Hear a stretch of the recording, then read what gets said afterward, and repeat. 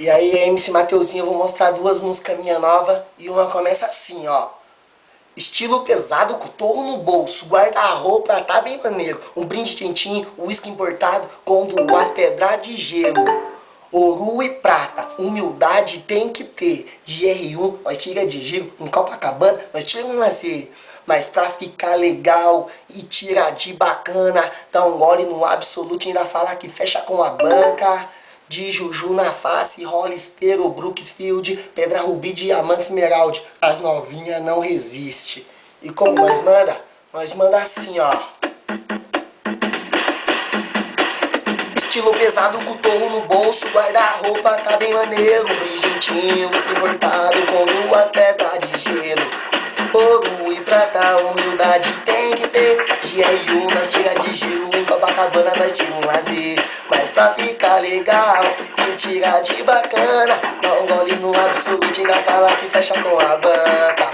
De Juju na face, Hollister, Brooksfield, Pedra Rubi, Diamante Esmeralda, as novinhas não resistem. Ouro e prata, roubamos a cena.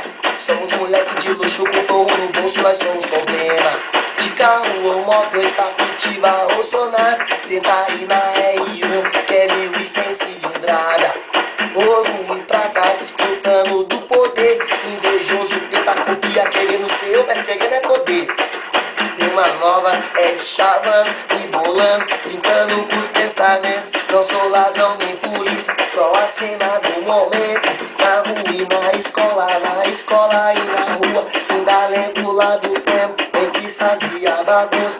Uma coisa eu aprendi e com isso eu vou seguindo. Humildade prevalece, muita fé em Jesus Cristo. Eu sempre fui assim, desde pequenininho. Lembro como era bom brincar com os meus carrinhos. Mas me diz aí, quem nunca errou? Atira a primeira pedra. Me diz por favor, quem nunca quis viver uma cena de novela, de filme ou de um conto. Se errando que se aprende, eu continuo errando. Por quê? Porque errando e aprendendo e sim errando. Quantas vezes eu não vi minha mãe por mim chorando? Me desculpe, mamãe, não sei porque sou assim, mas tenho certeza que sempre estarei assim. Errando e aprendendo, esse é o fundamento. Aprendendo e errando, demonstrando meu talento. E se tô com Jesus, um lema eu vou levar, porque o Senhor é meu pastor e nada me faltará.